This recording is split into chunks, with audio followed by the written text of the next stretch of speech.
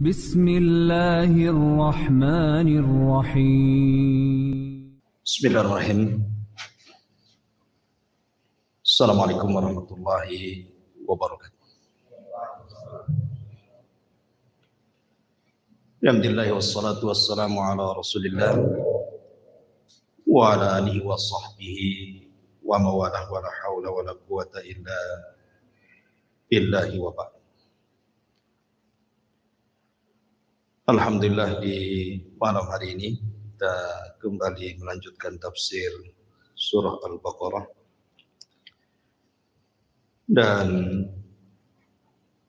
kemarin kita masih bercerita tentang kisah Nabi Allah Adam alaihi salatu wassalam dan sujudnya para malaikat kepada Adam alaihi salatu wassalam sampai ayat 35 kalau tidak salah. A'udzubillahi minasyaitonir rajim. Bismillahirrahmanirrahim. Fa'azallahuma asyaitanu anha fa'akhrajahuma mimma kana fi. Wa qulna ihbitu ba'dukum li ba'din adu wa lakum fil ardi mustaqarrun wa mata'un ilahin. Fatalaqqa Adamu min rabbih kalimatin fataba alaihi innahu huwat tawwabur rahim. Qulna ihbitu minha jami'an fa imma ya'tiyannakum minni hudan faman tabi'a hudaya fala khaufun alaihim wala hum yahzanun. Maka syaitan pun kemudian menggelincirkan keduanya, maksudnya Adam dan Hawa, anha dari sorga. Fa akhrajahuma, maka Allah subhanahu wa ta'ala mengeluarkan keduanya, mimma kana fi, dari apa-apa yang ada di dalam sorga tersebut. Wa qulna ihbitu, dan kami katakan turunlah kalian, maksudnya Adam, Hawa dan Iblis, ba'dukum li ba'din adu, sebagian kalian akan menjadi musuh bagi yang lainnya. Walakum fil ardi mustaqarrun wa mata'un ilahin, dan bagi kalian di bumi sebagai tempat tinggal kalian, dan kami berikan kenikmatan sampai batas waktu yang ditentukan. Fatalaqqa Adamu min rabbih kalimatin, maka Adam pun kemudian diajarkan dari Rabbnya beberapa kalimat, maksudnya kalimat tobat. Fataba alaihi, maka Allah pun mengijabah tobatnya. Innahu huwat tawwabur rahim, Dia zat yang maha penerima tobat dan maha kasih sayang.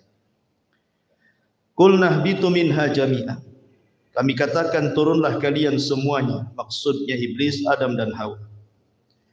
Fa imma ya'tiyannakum minni hudan, kelak kalau datang petunjukku kepada kalian, faman tabi'a hudaya, siapapun yang mengikuti petunjukku, fala khaufun, tidak perlu ada takut, alaihim, atas mereka, wala hum yahzanun, dan tidak perlu mereka bersedih hati. Baik. Ma'asyiral muslimin yang dimuliakan Allah Subhanahu wa taala. Ayat ini menjelaskan kepada kita tentang permusuhan antara iblis dengan Adam dan juga Hawa, dan kelak dengan anak turunannya. Maka malam ini kita akan fokuskan bicara tentang alam asyayatin. Kita akan menjelajah tentang kehidupan alam syaitan, maksudnya dari kalangan jin. Bagaimana kehidupan syaitan-syaitan jin itu? Kemudian apa saja cara mereka menggoda anak Adam? Kemudian kenapa Allah Subhanahu wa taala menciptakan iblis dan syaitan? Apa hikmahnya? Kemudian langkah-langkah mereka kemudian dari mana mereka diciptakan, bagaimana kehidupan mereka, apakah mereka sama dengan manusia, dan begitu seterusnya. Nanti kita akan ulas tentang seputar kehidupan alam jin dan juga syaitan. Ma'asyiral muslimin yang dimuliakan Allah Subhanahu wa taala. Pertama, kita harus meyakini tentang wujudul jin. Jin itu ada. Kenapa saya membahas soal jin dan syaitan? Karena iblis itu bagian daripada jin. Dan itu pendapat yang kuat berdasarkan firman Allah Subhanahu wa taala, "Kana minal jinni fa fasaqa an amri rabbih." Iblis itu bagian daripada jin yang melakukan kefasikan kepada Rabb. Berarti iblis itu bagian daripada jin. Makanya kita akan ulas kehidupan jin. Tentang keberadaan jin, Syekhul Islam Ibn Taimiyah rahimahullahu ta'ala mengatakan, lam yukhalif ahadun min tawaifil muslimin fi wujudil jin wala fi anna Allah arsala Muhammadan sallallahu alaihi wasallam ilaihi wa hadha li'anna wujudal jinni tawatarat bihi akhbarul anbiya tawaturan ma'luman bil ittirari wa ma'lumun bil ittirar annahum ahya'un uqala fa'iluna bil iradah bal ma'murun manhiyun. Syekhul Islam Ibn Taimiyah rahimahullahu ta'ala mengatakan, tidak ada satupun kelompok dari kalangan kaum muslimin yang menyelisihi tentang keberadaan adanya jin. Dan juga tidak ada yang menyelisihi bahwa Allah Subhanahu wa taala mengutus Nabi sallallahu alaihi wasallam juga untuk mereka. Jadi nabinya jin juga adalah nabinya manusia. Kemudian beliau mengatakan wahada, dan karena inilah sesungguhnya keberadaan jin itu sesuatu yang sifatnya mutawatir. Sudah tersebar yang dihabarkan para nabi sebelumnya, bukan hanya Nabi sallallahu alaihi wasallam. Para nabi sebelumnya juga menghabarkan tentang keberadaan adanya jin.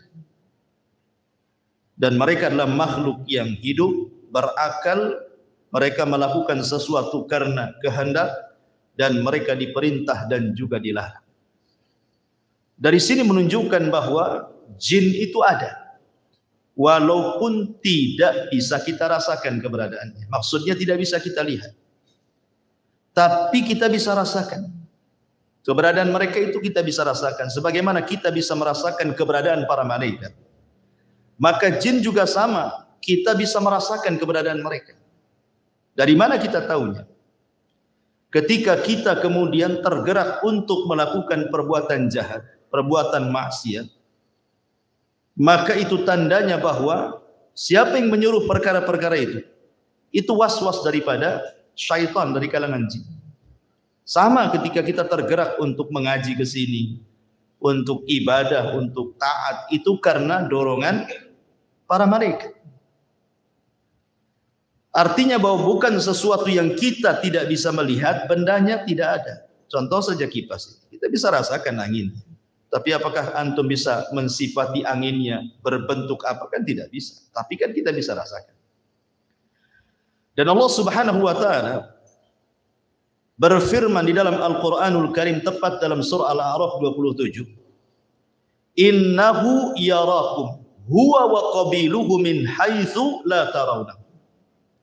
Sesungguhnya mereka, maksudnya kalangan jin itu, mampu melihat kalian, dia maksudnya iblis dan seluruh kabilah-kabilah jin, dari tempat yang kalian tidak mampu melihat mereka. Makanya jin kenapa disebut jin? Lijtinanihim au istitarihim. Maksudnya kenapa disebut jin itu? Karena tertutup. Makanya bayi dalam perut itu disebut janin. Diambil dari kata jin karena tidak tampak kan. Karena jin itu tidak tampak. Ma'asyiral muslimin yang dimuliakan Allah Subhanahu wa taala. Akan tetapi Walaupun sebagian ataupun seluruh manusia tidak sanggup melihat jin, tapi ada sebagian hewan, mereka melihat jin. Kita manusia memang tidak ditakdirkan mampu melihat mereka dan mereka melihat kita, tapi ada sebagian hewan itu mampu melihat jin. Seperti dalam hadis Nabi SAW. Nabi SAW bersabda dalam hadis Jabir yang dikeluarkan oleh Abi Dawud dalam sunannya, "Idza sami'tum nibahal kilab wa nahiqal hamir bil lail fata'awwadhu billahi minasyaitani fa innahunna yarawna ma la taraw." Kata Nabi SAW, apabila kalian mendengar gonggongan anjing ataupun suara keledai di malam hari, maka berlindunglah kalian kepada Allah dari syaitan. Karena sesungguhnya dua hewan itu sedang melihat sesuatu yang kalian tidak bisa lihat. Hadis ini, kata para ulama, bahwa mereka adalah melihat syaitan. Karena kita disuruh berlindung dari syaitan. Karena mereka melihat syaitan. Maksudnya anjing dan keledai itu. Ya. Artinya ada sebagian hewan itu yang ditakdirkan oleh Allah Subhanahu wa taala melihat mereka. Tapi kita selamanya tidak akan melihat mereka. Tapi sebagian para ulama mengatakan sebagai keadilan Allah, ketika di dunia kita tidak bisa melihat mereka, maka di akhirat kita bisa melihat mereka, mereka pula tak bisa melihat kita. Dibalik gitu ya.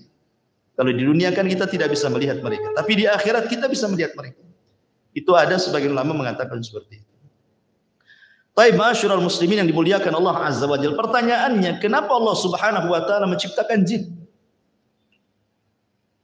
Maksudnya jin-jin yang jahat itu. Ya, ala ra'sihim iblis, tentu ketua gengnya adalah iblis. Kenapa Allah Subhanahu wa taala sampai menciptakan iblis? Buat apa? Ya. Maka kita katakan bahwa Allah Subhanahu wa taala adalah Maha Hakim, Maha bijaksana. Artinya seluruh perbuatannya didasari karena sebuah hikmah. Jadi Allah Subhanahu wa taala ketika menciptakan sesuatu itu tidak ada yang sia-sia. Tetapi ada hikmah di balik penciptaannya. Walaupun menurut kita, buat apa Allah menciptakan keburukan, menciptakan iblis? Buat apa? Nyesatin orang saja kan itu. Tapi sekali lagi bahwa Allah Subhanahu wa taala punya hikmah al-balighah yang jelas, yang kita tidak tahu.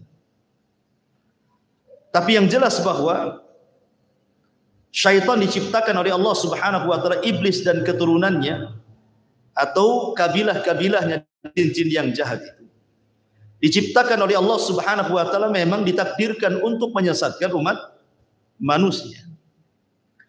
Di antaranya adalah, tapi antum perlu tahu bahwa ketika iblis itu maksiat kepada Allah Subhanahu wa taala, bukan berarti Allah Subhanahu wa taala menciptakan iblis itu kurang ajar. Sengaja diciptakan untuk kurang ajar kepada Allah, tidak. Kenapa demikian? Karena iblis itu punya ikhtiar sama dengan manusia. Dia punya kehendak sama dengan manusia, bisa membedakan mana hak mana batil. Tetapi dia malah memilih kesesatan dan meninggalkan petunjuk. Dari mana kita tahu?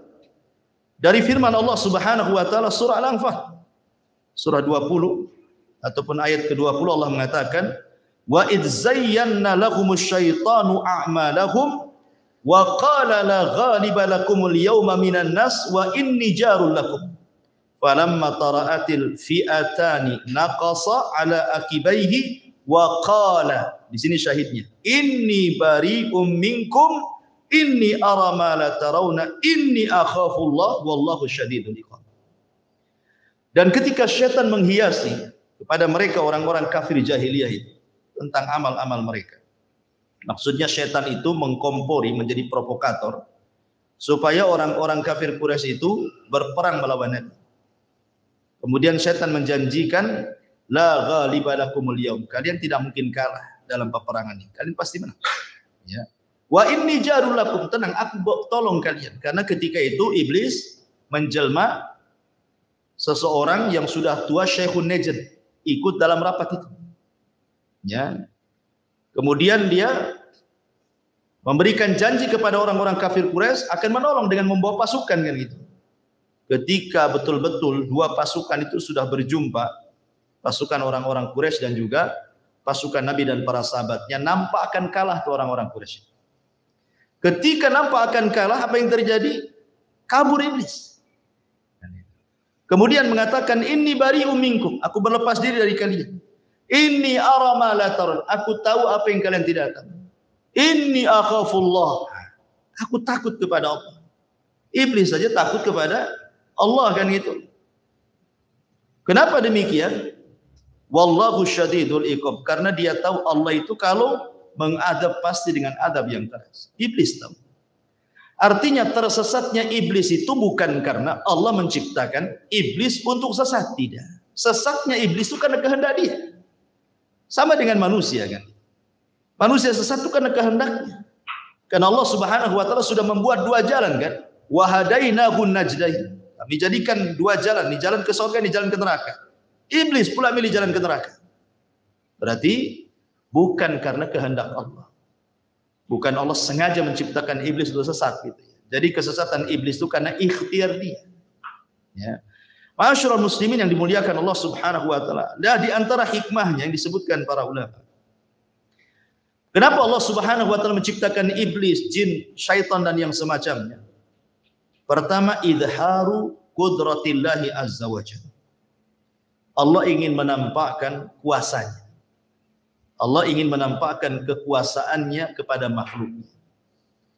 Di mana Allah Subhanahu wa taala sanggup menciptakan malaikat dari cahaya. Allah sanggup menciptakan Adam dari tanah, dan Allah pun sanggup menciptakan jin, syaitan dari api. Artinya ini kekuasaan Allah. Allah hendak menampakkan kekuasaannya bahwa Allah bisa menciptakan sekehendaknya yang tidak bisa dilakukan siapapun. Kemudian yang kedua, al-fitnatu lil bashar. Di antara hikmahnya adalah memang Allah ciptakan jin dan atas kehendaknya kemudian dia tersesat, Allah sengaja untuk menjadikan fitnah bagi manusia.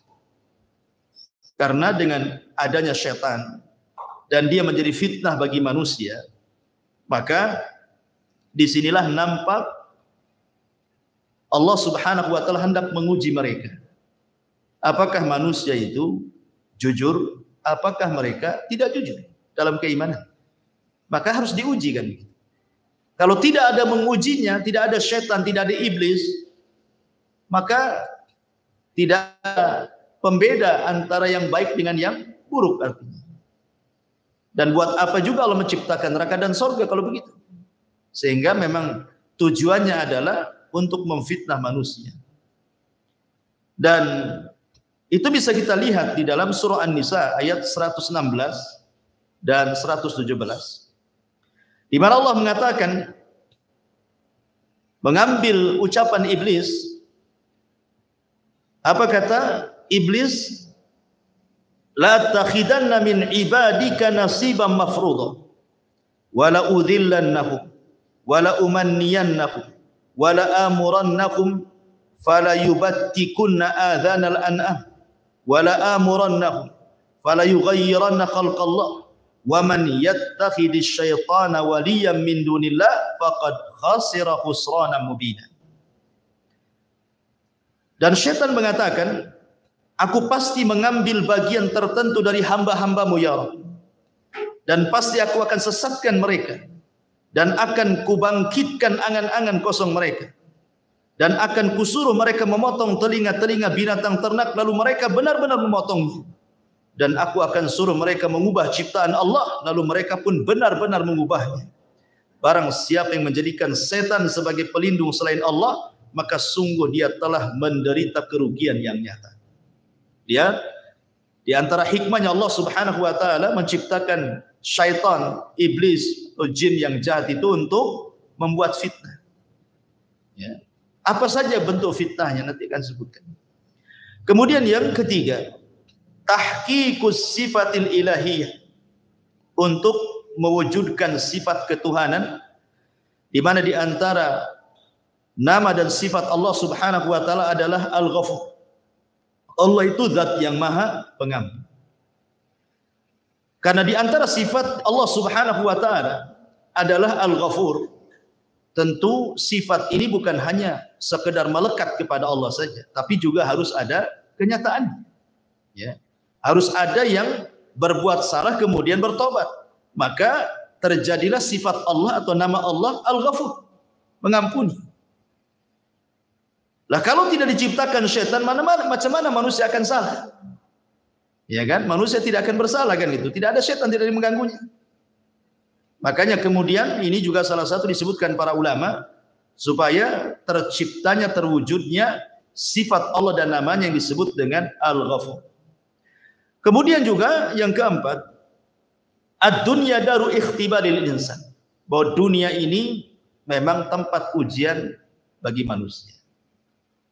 Jadi Allah Subhanahu wa taala menciptakan manusia, kemudian menempatkan manusia di bumi.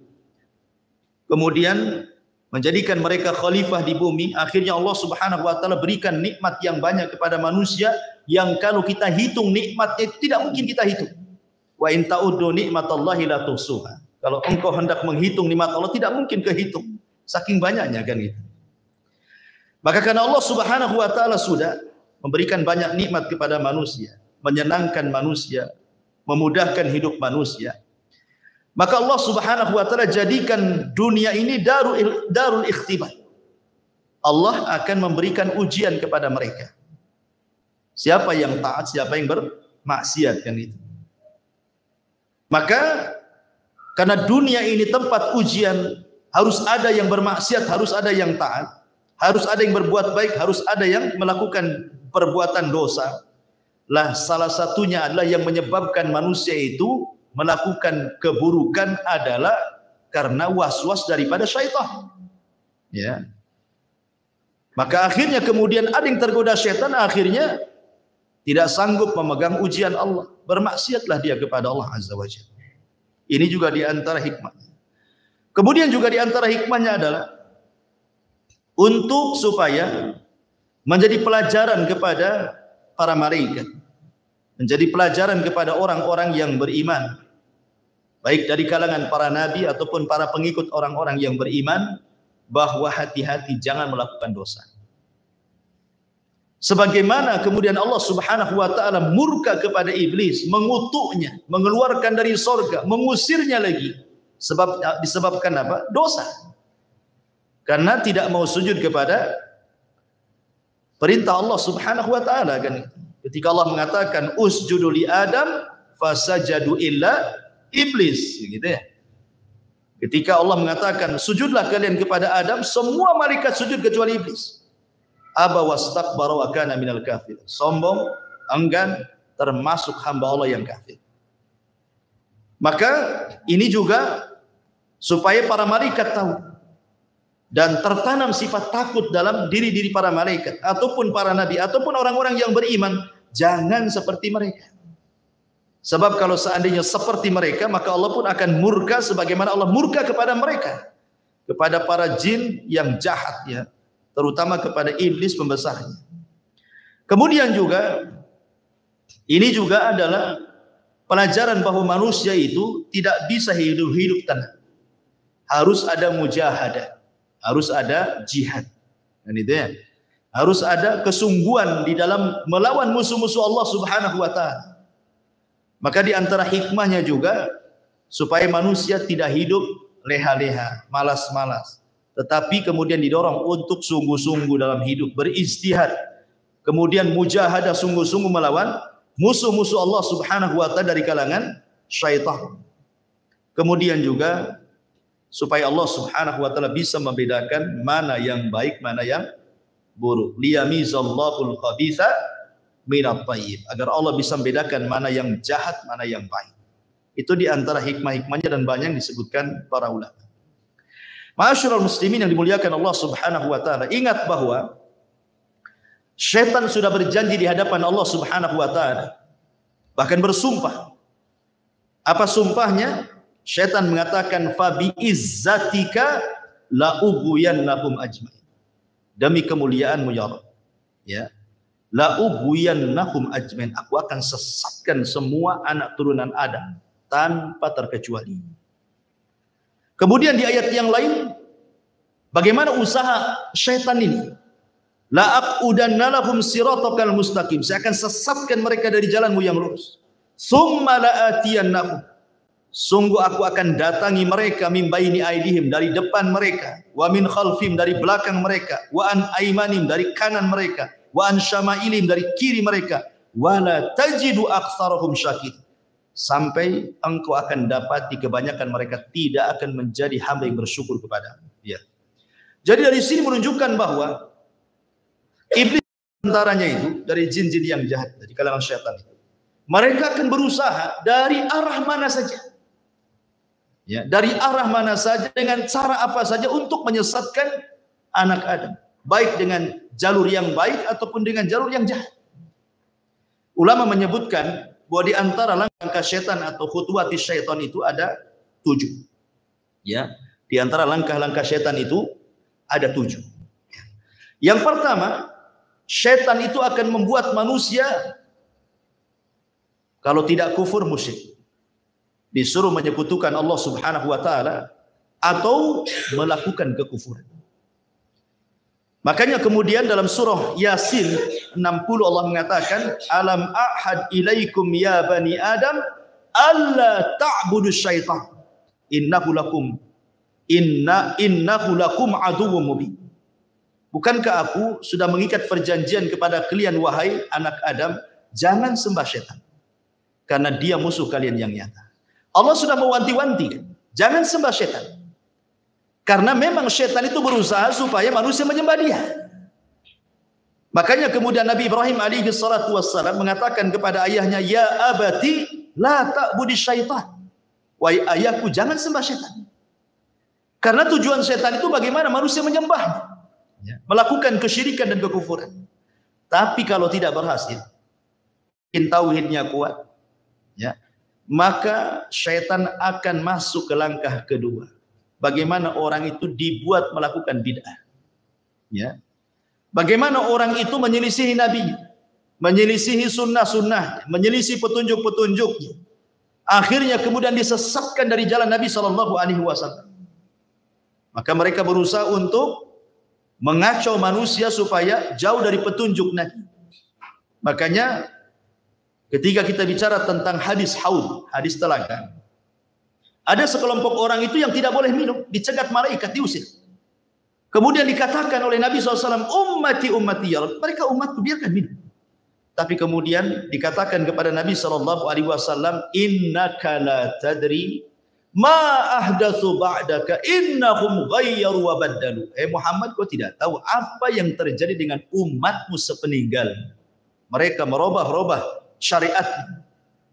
Mereka jauh dari petunjukmu, mereka tersesat, ya, dan itu adalah langkah syaitan.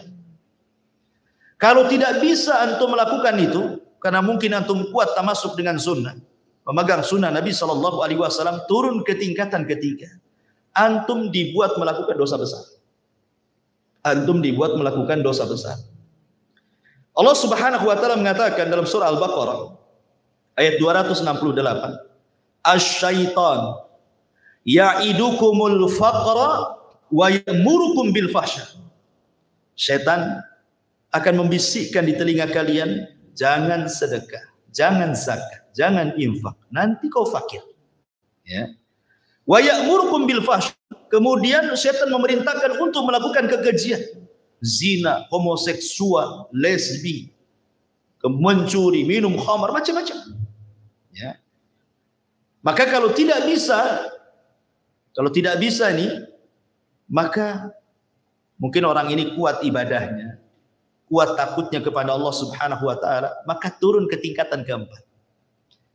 Syaitan akan mengarahkan antum untuk melakukan as-saghair, dosa-dosa kecil. Mungkin dosa besar tidak. Ya. Anda tidak melakukan zina, tapi Anda melihat aurat perempuan. Ya kan? Seperti itu. Dibuatnya kemudian orang itu melakukan dosa kecil. Kemudian kalau tidak bisa juga, karena memang Anda ini kokoh akidahnya, kokoh sunnahnya, kokoh ibadahnya, maka setan akan beralih ke nomor 5. Lebih rendah lagi. Apa itu? Disibukkan dengan perkara-perkara mubah. Perkara-perkara mubah. Ya, nonton bola itu mubah. Tidak ada hukum. Tetapi ketika melalaikan sampai nobar antum, sampai jam berapa nobar? Sampai jam 4. Jam 4 ngantuk pula antum. Akhirnya lewatlah subuh. Dimudahkan seperti itu, perkara-perkara mubah itu disibukkan dengan perkara-perkara mubah untuk apa? Untuk dilalaikan dari zikir, dari ketaatan, dari ibadah. Akhirnya dengan menyibukkan perkara yang mubah, dampaknya adalah lupa kepada ibadah. Ini yang nomor 5. Oh, tidak bisa juga rupanya. Yang nomor 5 ini tak bisa juga nih. Turun lagi itu ke yang ke-6. Apa yang ke-6? Antum disibukkan dengan perkara-perkara yang tidak afdol dan meninggalkan yang afdol. Disibukkan dengan perkara sunnah, tapi melalaikan yang wajib. Antum sibuk sholat malam, bagus sholat malam, bagus sholat malam. Ya. Tapi subuhnya antum nguap-nguap, wah. Sholat malamnya khusyuk antum. Masya Allah, Al-Baqarah antum baca. Ya. Khusyuk sholat malamnya, subuhnya pula kelihap-kelihap nggak jelas.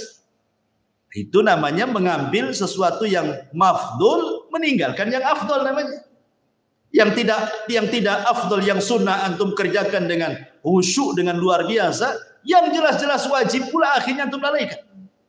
Ya. Oh, ini tak bisa juga nih. Yang terakhir nih setan.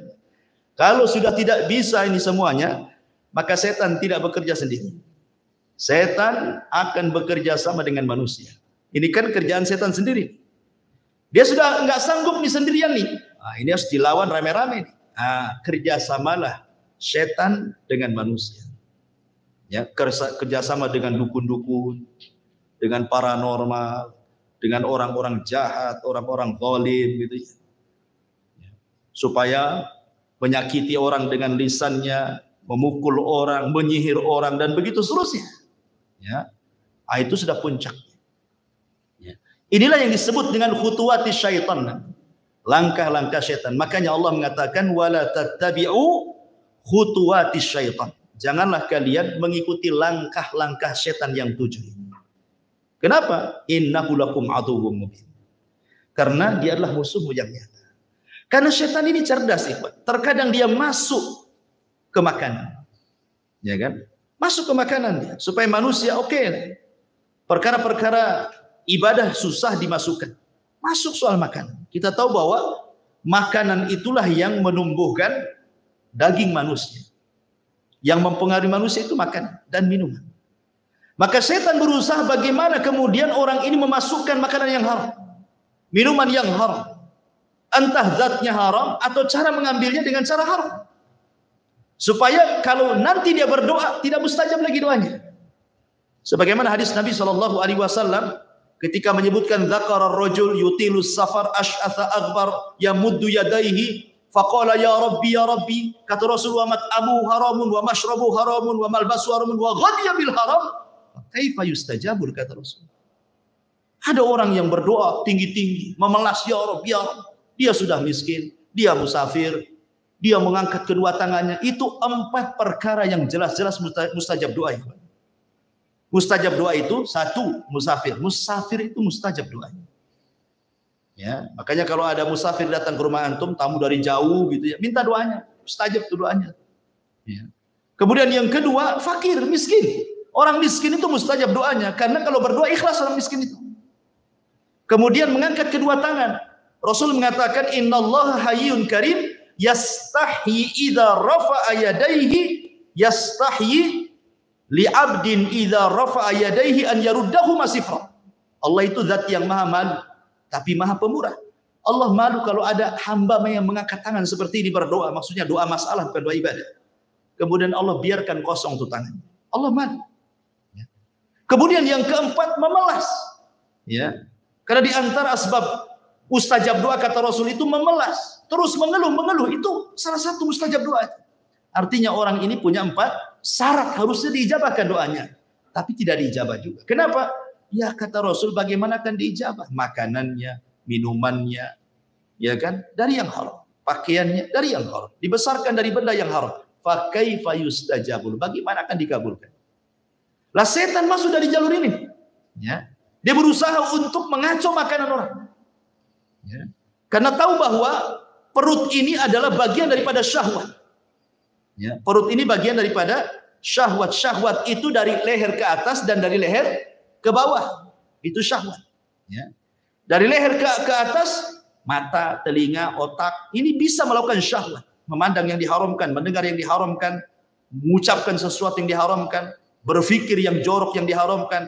Dari leher ke bawah ada perut dan kemaluan. Lah itu setan berusaha untuk menghiasi itu semua tuh. Seperti itu langkah-langkah setan. Ikhwatu fiddin, muliakan Allah Azza wa Jalla. Kemudian setan masuk dari dua jalan. Pertama dari syubhat, yang kedua dari syahwat. Ya. Syubhat merusak agamanya, syahwat merusak akhlak. Kalau sudah masuk dua jalur itu, rusak semuanya manusia. Agamanya rusak, akhlaknya rusak. Apa yang dikehendaki manusia? Ya. Ma'asyiral muslimin yang dimuliakan Allah Subhanahu wa taala. Tetapi ikhwan, ingat. Kemampuan setan untuk menguasai manusia itu. Setan itu hanya menguasai manusia dari 4 jalan saja. Ingat, setan itu hanya bisa menguasai manusia dari 4 jalan. Tidak lebih. Ya. Pertama, at-tazyib, berusaha menghiasi. Yang hak dihiasi jadi batil. Yang batil dihiasi jadi hak. Yang jahat dihiasi jadi baik. Yang baik dihiasi jadi jelek. Dan begitu seterusnya. Hanya menghias-hias saja. Yang kedua, at-taswil. Dibuat manusia itu diangan-angan. Dibuat angan-angan. Ya. Tulul amal. Dibuat angan-angan setinggi langit. Ya. Tapi tak punya sayap.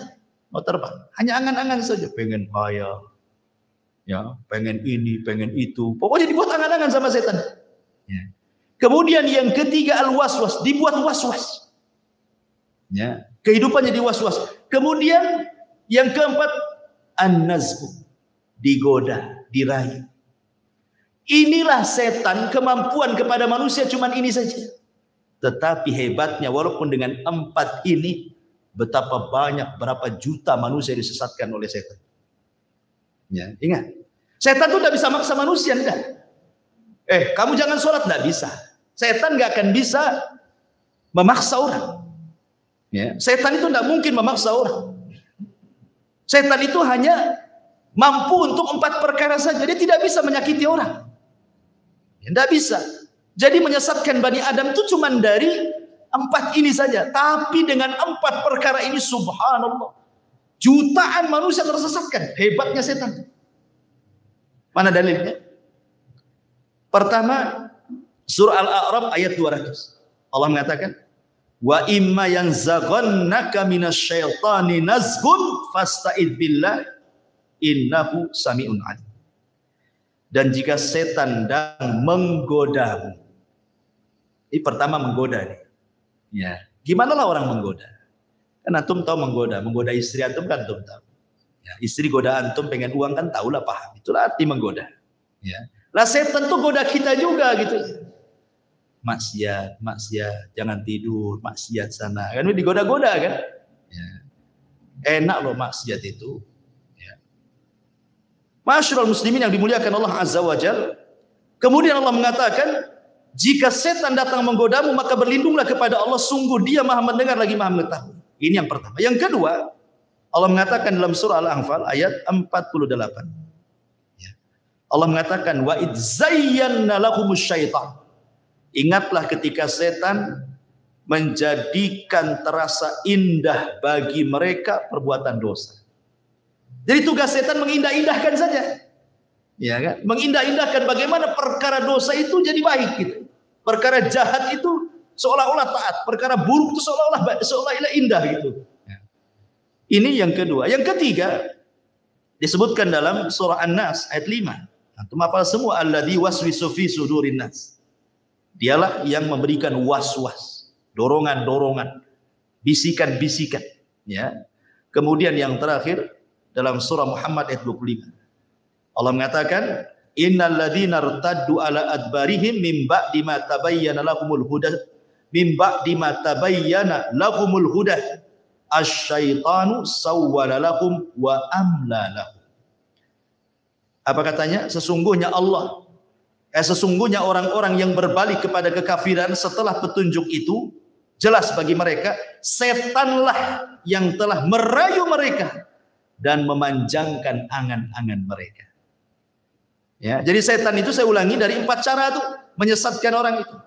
Pertama menghiasi, yang kedua membuat angan-angan, yang ketiga membuat was-was, yang ketiga menggoda-goda. Tapi dengan 4 cara ini betapa banyak kemudian kemaksiatan yang terjadi. Pembunuhan, perzinahan, minum khamr, ya kan, kejahatan, penghinaan, cacian, makian, merendahkan, ghibah, namimah, macam-macam dosa keluar tuh. Ya kan? Lihat ketika Qabil membunuh Habil. Siapa yang ngasih waswas Qabil? Syaitan. Bil, tengoklah tuh cewek yang akan kau nikahi, tengok pula kembaranmu cantik mana, kan begitu. Tengoknya kembarannya lebih cantik. Tengok kembaran Habil kok tak cantik. Tak mau saya. Kan gitu ya. Dia digoda. Coba bayangkan. Akhirnya berakhir apa? Dibunuh pula si Habil. Hanya gara-gara godaan bisa bunuh orang. Ya. Hanya gara-gara godaan bisa bunuh orang.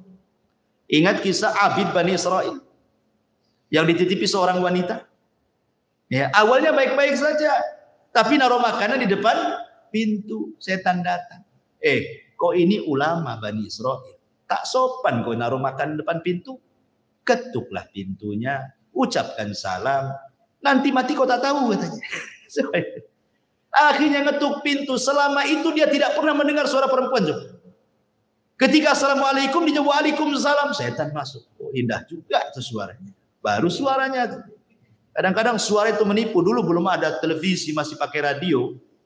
Antum dengar suara perempuan siaran di radio itu, kayaknya indah, suara cantik, padahal orang hitam. Ya, jelek kan? Kadang-kadang orang kan terpengaruh dengan suara kan? Iya kan? Mulailah dia. Setan datang lagi. Tak sopan lah. Hanya naruh ngetuk pintu. Tanyalah kebutuhannya. Mungkin dia butuh apa-apa. Dia tanya. Ya. Akhirnya ditanya. Bagaimana kondisimu? Baik. Apa butuhmu? Ini. Lama-lama kata setan. Tak bagus juga. Dia sudah lama ditinggalkan saudaranya. Dia pun perlu ngobrol. Boring. Stres katanya. Akhirnya ngobrol. Zina. Hamil. Setelah hamil apa? Setan ngomong. Nanti kalau saudaranya datang dari jihad, tahu kau yang menghamilinya, kau akan dibunuh. Kalau kau ingin selamat, bunuh bayinya. Hilangkan barang buktinya. Mulai membunuh. Ya. Sudah dibunuh bayinya, datang pula setan. Apa wanita itu tidak akan cerita sama saudaranya? Pasti cerita juga tuh. Sebaiknya kau bunuh juga daripada kau dibunuh. Dibunuh semuanya. Habis sebenarnya. Sampai di sini tidak juga. Akhirnya saudaranya datang dari jihad. Nanya adik. Kata setan, berdusta saja. Ya. Bilang saja pergi, entah kemana. Dibilangnya tidak ada pergi. Ya percaya saja yang ngomong ustaz. Ya, yang ngomong ahli ibadah. Ibadahnya orang yang paling khusyuk di Bani Israel. Ya percaya saja lah. Rupanya saudaranya pulang. Setan masuk ke saudaranya dalam mimpi. Dikasih tahu bahwa yang membunuh adalah si pendeta itu. Oh, marah saudaranya. Berangkat dia. Sebelum datang setan pula datang ke pendetanya. Itu saudaranya sudah datang bawa pedang tuh. Membunuh kamu. Kau ingin selamat? Gampang. Sujud sama aku katanya. Sujud dia. Datang saudara ditebas kepalanya. Lagi sujud sama setan mati dia. Subhanallah. Tuh, bayangkan kan? Khutuwatus syaitan. Ya, macam-macam dosa dilakukan dia sampai ke tingkat kufur menyembah setan. Begitulah setan menggoda anak Adam, ma'asyiral muslimin yang dimuliakan Allah Azza wa Jalla. Dari sini kita harus mengenal, setelah kita tahu langkah-langkahnya, maka kita harus tahu juga waktu-waktu setan. Kemudian tempat-tempat setan. Harus mengenal bagaimana setan bermuamalah dengan manusia. Kita harus kenal supaya kita bisa menjauhinya. Adapun waktu-waktu setan pernah saya jelaskan bahwa Waktu setan itu ada 3. Pertama, mendekati waktu maghrib. Nabi SAW bersabda dalam sebuah hadis bahwa apabila datang menjelang maghrib, istajnahal lailu, au kana janhul laili, fakuffu sibyanakum fa inna syaitan tantashiru hina idin. Kata Rasul, apabila mendekati waktu maghrib, ya, menjelang terbenamnya matahari, kata Nabi SAW, tahan anak-anak kalian, jangan main di luar rumah, masukkan ke rumah, kunci jendela, kunci pintu. Itu setan lagi menyebar di mana-mana. Ya, setan lagi banyak di mana-mana. Kenapa? Dikhawatirkan setan akan masuk ke anak-anak kita. Ya, bisa saja kemudian kesurupan dan begitu seterusnya, kan itu. Makanya waktu ini jangan sampai kemudian mengeluarkan anak-anaknya. Ini namanya waktu setan. Ini satu. Yang kedua, waktu setan itu ba'da isya sampai sepertiga malam, panjang waktunya. Ba'da isya sampai sepertiga malam akhir. Ini waktu setan. Makanya Nabi SAW yaqra'un nauma qablaha wal hadits ba'daha. Rasul memakruhkan tidur setelah maghrib.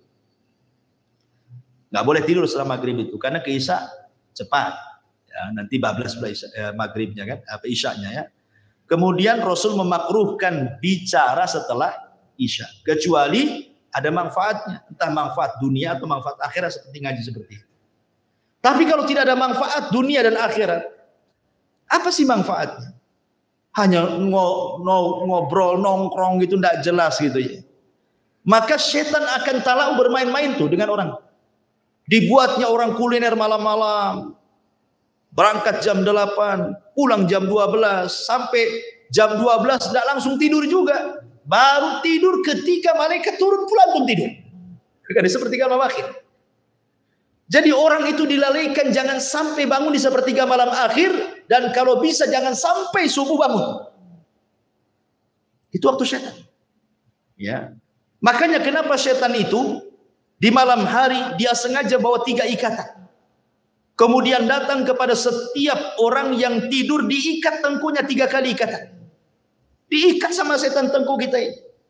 Kemudian kalau sudah dekat-dekat subuh, maka setan akan membisikkan di telinganya, nim naumatan tawilah, tidur.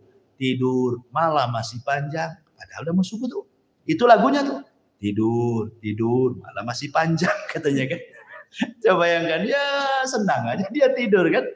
Nah, makanya kata Nabi SAW, kalau dia terbangun, wa dzakarallah, langsung dia membaca, alhamdulillahilladzi ahyana ba'dama amatana wa ilaihin nusyur, 1 ikatan hilang. Kalau dia berwudu, 2 ikatan hilang.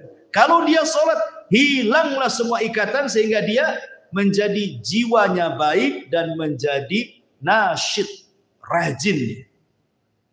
Rajin. Ya. Rajin itu artinya tidak jadi pemalas. Ya. Ini yang kedua. Yang ketiga, waktu setan itu menjelang zuhur. Kubalai zuhur. Ya sekitar jam 11. Setengah 11 sampai jam 12 lah gitu ya. Itu namanya waktu setan. Dari situlah Nabi SAW mengatakan apa? Kilu fa inna syaitana la yakin. Tidurlah siang karena setan tidak pernah tidur siang. Ya. Ya bukan tidur betulan, tidur ya mungkin 10 menit jadilah, walaupun ya sleep chicken. Tidur biasa saja walaupun tak nyenyak gitu. Bahkan menurut penelitian profesor Amerika itu, orang yang membiasakan tidur siang menjelang zuhur itu ya antara jam 11 gitu ya, tidur 10 menit jadilah. Walaupun tidak tidur beneran rebahan-rebahan itu, maka akan dijauhkan dari stroke dan akan diperbaiki jantungnya, kata mereka. Ya, walaupun nggak diteliti orang, kita yakin bahwa setiap perintah itu ada hikmah. Sami'na wa ata'na, selesai. Ya, artinya sekali-kali gitu. Kita melakukan sunnah ini. Ini disebut dengan waktu-waktu setan. Ya, ada juga waktu-waktu yang kita disuruh untuk isti'adzah. Ya, kapan itu? Pertama waktu marah. Ini setan masuk ke badan kita. Orang marah itu setannya masuk. Waktul ghadab. Makanya kenapa kata Nabi SAW, apabila engkau marah dalam posisi berdiri, duduk. Kalau masih marah juga, baring. Kalau masih marah juga, wudu. Masih marah juga, sholat. Masih marah juga, tak tahulah, memang pemarah dia. Artinya sudah macam-macam nih kan. Jadi tahap-tahapan Nabi SAW itu sudah dikasih tahu. Kemudian yang kedua, waktu syahwat. Waktu ketika orang itu syahwatnya bangkit. Istiadah kepada Allah Subhanahu wa ta'ala. Apalagi anak-anak muda yang belum kawin, bahaya. Maka disuruh puasa untuk meredakan syahwat. Kemudian juga qabla shalah, menjelang waktu salat. Biasanya setan datang tuh. Kemudian diberatkan kaki melangkah untuk salat. Istiadah kepada Allah Azza wa Jalla. Ya. Kemudian yang keempat, al-iqdam ala a'malis salihati. Ketika hendak melakukan sebuah kebaikan. Entah mau kerja bakti di masjid gitu ya. Entah mau sedekah, entah mau apa, pokoknya ada saja. Enggak bisa lewat dia, lewat istrinya. Bang, jangan sedekah dulu lah, Bang. Kenapa deh? Ambillah motor dulu. Kan gitu. Jadi nggak bisa lewat dia, lewat istrinya kan itu. Jadi dia setan itu berusaha, makanya waktu-waktu seperti ini istiadah termasuk indan naum, menjelang tidur. Makanya Nabi SAW meruqyah dirinya dengan membaca 3 qul, kemudian mengoles-ngoles badannya, mengusap dari atas kepala sampai kaki. Untuk apa? Supaya jangan diganggu syaitan. Makanya Rasul itu memberikan irsyad kepada kita berwudu, ya kan, sebelum tidur. Kemudian membaca 3 qul, 3 kali diusapkan semua badan. Ya, kemudian kalau kita ingin bertasbih, tasbih 33 kali, tahmid 33 kali, takbir 34 kali, kan gitu ya. Baca ayat kursi. Maka orang yang sebelum tidur seperti ini, ikhwan, saat tidur itu malaikat akan ada di samping kiri kanan kita. Setiap kita guling ke kiri, maka malaikat sebelah kiri akan mengatakan Allahumma gfir lahu, Allahumma arhamhu. Ya Allah ampuni orang ini, ya Allah rahmati orang. Kalau berguling lagi ke kanan, malaikat sebelah kanan ngomong gitu juga. Sampai dia bangun. Coba bayangkan, seandainya Allah takdirkan dia meninggal. Meninggal dalam posisi dia sedang didoakan malaikat. Ya kan? Tapi kalau nggak berdoa ya samping kirinya setan lah. Apalagi dibuat mimpi-mimpi buruk lagi mimpinya itu. Jatuh dari atas ranjang. Baik. Masyaallah muslimin yang dimuliakan Allah Azza wa Jalla. Ini juga di antara waktu-waktu kita disuruh untuk istiadah ya. Kemudian bagaimana setan itu masuk dalam kehidupan manusia? Kita tahu bahwa Allah Subhanahu wa taala berfirman dalam surah Al-Fatihah, Alhamdulillahi Rabbil Alamin. Segala puja dan puji hanya milik Allah, Rabb semesta alam. Allah menciptakan alam itu, ada alam malaikat, ada alam jin, ada alam manusia, ada alam binatang, ada alam tumbuh-tumbuhan, ada alam yang tidak diketahui manusia. Yang tampak itu sedikit, yang tidak tampak itu banyak. Ya. Wa yakhluqu ma la ta'lamun. Allah menciptakan yang kalian tidak tahu. Ada alam-alam yang kita tidak tahu. Ya. Intinya bahwa di antara dua makhluk yang berakal yang Allah ciptakan yang ada hubung kait dengan manusia, pertama malaikat. Malaikat sejak sujud kepada Adam, sejak itulah ada hubung kait antara malaikat dengan Adam dan dengan seluruh anak keturunannya. Malaikat akan senantiasa bersama manusia. Ya, sejak janinnya, dia yang meniupkan ruhnya, dia yang mencatat takdirnya. Ya kan? Kemudian lahir dengan selamat. Kemudian setelah lahir ke dunia, maka malaikat akan menjaga dia. Wa inna alaikum lahafidin. Sungguhnya Allah utus kepada kalian malaikat-malaikat penjaga. Kemudian setelah balik, mukallaf, malaikat catat, raqib dan atid amalan baik kita kan itu. Dan begitu seterusnya, ada malaikat terbang ke sana kemari mencari majelis ilmu, majelis zikir. Ada malaikat tiap Jumat berdiri di pintu masjid, mencatat orang yang pertama bagikan korban unta, kedua bagikan korban sapi, ketiga bagikan korban kambing, keempat bagikan korban ayam, kelima bagikan korban telur ayam. Habis telur ayam. Tak ada.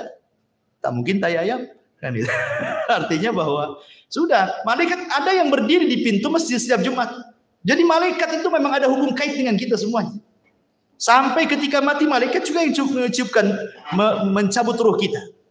Ketika kita di alam kubur malaikat juga yang tanya kita. Raqib dan Atid. Dan begitu sampai masuk ke dalam sorga. Yang bukakan pintu sorga juga malaikat Ridwan. Dan begitu seterusnya. Malaikat nggak akan lepas dari manusia. Sejak hidup sampai mati, sampai masuk sorga atau masuk neraka. Jin juga sama. Jin akan masuk dalam kehidupan manusia. Ya, apa saja tadakhulnya setan kepada kehidupan Bani Adam. Ma'asyiral muslimin yang dimuliakan Allah Azza wa Jalla. Yang pertama, tentu yang paling bahaya adalah setan masuk dalam kehidupan manusia. Tadi saya sudah katakan, setan akan berusaha untuk membuat kufur kita.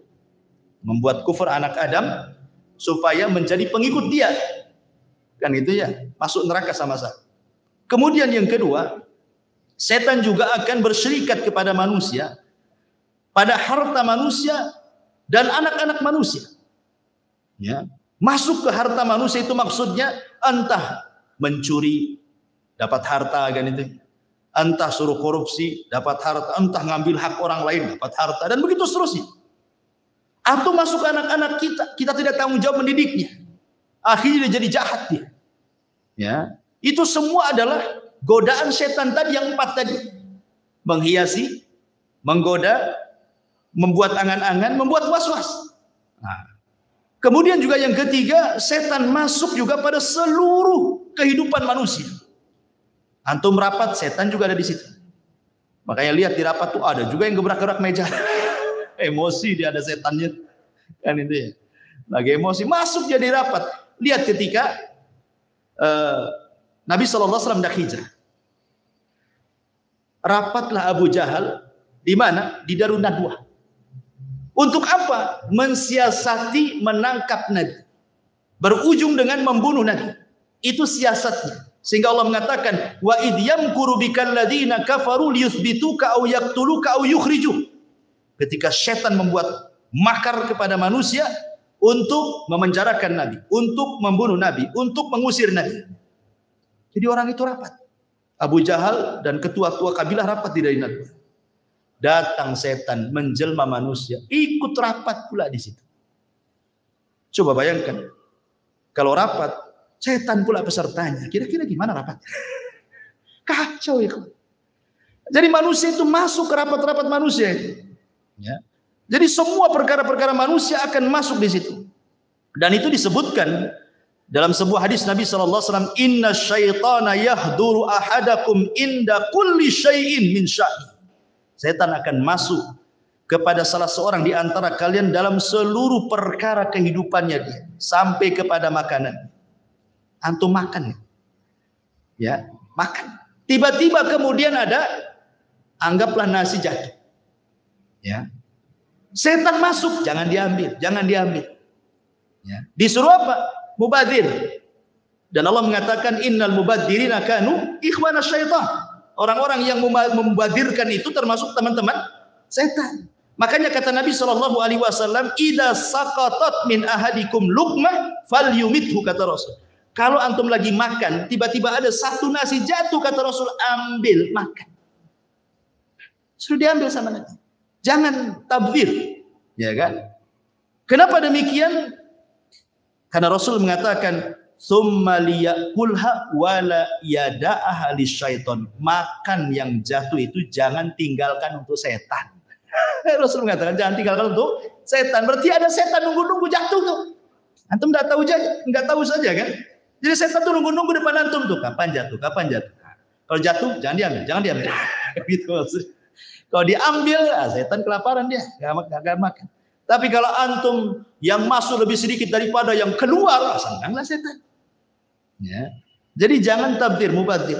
Apa banyak sekarang, na'udzubillah, kita lindung kepada Allah. Terkadang kita sendiri mengalami di rumah-rumah kita. Kadang istri kita masak, ini baru lebih. Terkadang yang dibuang ke tong sampah hampir tiap hari. Ya kan? Ya, ngaku saja. Ya, karena saya juga terkadang seperti itu. Kadang-kadang saya nasihati istri saya. Jangan banyak masak-masak. Kalau masak cukup Ya ibaratnya lebih baik kurang daripada berlebih kan gitu. Kecuali masak banyak untuk tetangga nggak apa-apa. Ya. Kalau untuk dimakan kemudian sampai sayur dibuang karena basi nggak kemakan, nasi dibuang hampir tiap hari, ya Allah kan. Ini sama aja untuk berkawan dengan setan namanya, ngasih makan setan kan. Ya, jadi ini juga sampai masuk kepada perkara-perkara seperti ini. Kemudian faida faragha falyul'iqhu asabi'ahu. Kalau selesai makan, tidak cukup sampai di situ kata Rasul. Jilati jari-jari kalian. Sampai Rasul nyuruh jilat-jilat. Namanya kalau habis makan kan banyak tuh makanan di tangan itu. Ini udah habis makan belum dijilat, masuk kobokan. Nah, itu tuh setan di kobokan. Gitu ya, kawan. Ya, kenapa? Alasannya fa innahu la yadri fi ta'amihi yakunu barakah. Kata Rasul, karena kalian tidak tahu di mana berkah makanan itu. Apakah yang dimakan tadi, ataukah yang di tangan, ataukah yang jatuh. Ya. Ma'asyiral muslimin yang dimuliakan Allah Subhanahu wa taala, termasuk juga setan. Itu masuk pada pintu-pintu rumah Bani Adam. Jadi setiap hari setan itu jumlahnya banyak. Usia mereka lebih panjang dibandingkan usia manusia. Ya, tapi tidak ada yang kekal. Semua setan juga mati, kecuali iblis saja yang kekal. Itu pun matinya nanti setelah tiupan sangkakala kan itu. Jadi setiap hari itu di rumah kita ini, di depan rumah kita ini, di depan pintu-pintu rumah kita itu setan sudah berjajar itu. Semua rumah kaum muslimin. Rumah saya, rumah antum, rumah siapa saja. Ya, setan itu udah nunggu di depan rumah. Apa yang dilakukan setan? Idza dakhala ar-rajulu baitahu. Kalau seseorang masuk ke rumahnya, fadzakarallaha, dia pun mengingat Allah inda dukhulihi, maksudnya baca basmalah ketika masuk. Kemudian ucapkan salam. Ya. Apa kata Nabi sallallahu alaihi wasallam? Wa inda ta'amihi, dan juga mengingat Allah saat makan menyebut bismillah. Jadi ketika masuk baca bismillah, kemudian ucapkan salam, kemudian ketika makan baca bismillah, maka setan itu yang nunggu di rumah, di depan rumah itu akan mengatakan kepada kawan-kawan di belakangnya, la mabita lakum wala asya. Pergi kita. Kayaknya kita tidak ada kamar nih di kamar ini. Di rumah ini tidak ada kamar dan tidak ada makan di rumah ini, kita pergi-pergi. Ya. Tetapi kata Nabi sallallahu alaihi wasallam, wa idza dakhala falam yadhkurillaha inda dukhulihi qala syaitan adraktumul mabit wa idza lam yadhkurillah inda ta'amihi qala adraktumul mabita wal asya. Rawahu Muslim. Tapi kalau orang itu masuk, ya, dan tidak mengingat nama Allah, main belusuk saja masuk ke rumah, tidak baca basmalah, ya tidak salam, ya, main masuk saja. Ketika antum makan baca basmalah, ketika masuk tak baca basmalah, maka setan akan mengatakan apa? Nggak apa-apa, nggak ada makan, tapi hari ini kita bisa tidur di rumah ini, gitu. Ada hotel bintang 3 di sini, kita tidur sini. Tapi kata Rasul, kalau dua-duanya nggak baca basmalah, masuk tak baca basmalah, makan pun tak baca basmalah, apa kata setan? Adraktumul mabita wal asya. Maka setan akan berteriak ke kawan-kawannya, sini semua, kita nginep di rumah ini. Ada makan malam kita di sini, katanya. Subhanallah.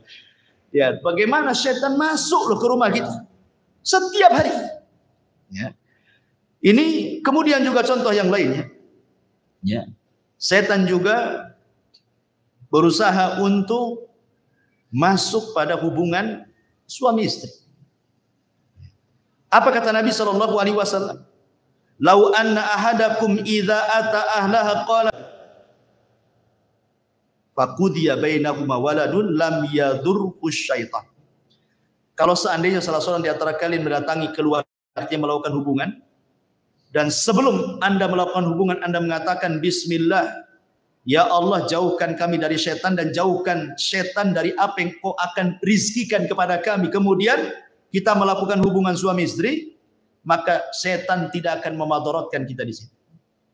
Artinya mafhum mukhalafahnya, kalau seandainya kita tidak baca ini, tidak ta'awud, tidak baca basmalah, berarti ya setan ikut terlibat di situlah maksudnya. Ya.